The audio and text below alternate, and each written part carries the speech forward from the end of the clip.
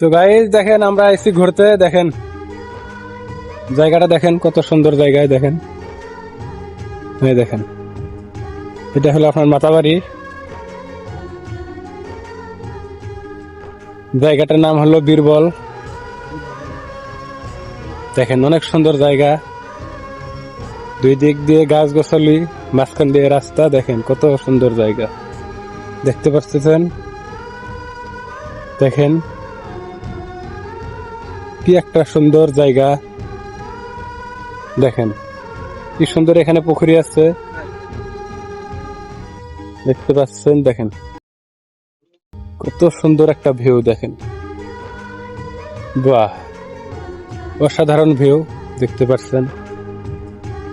তো দেখেন এই দিকটা, দেখেন পিছন দিকটা কত সুন্দর, দেখেন।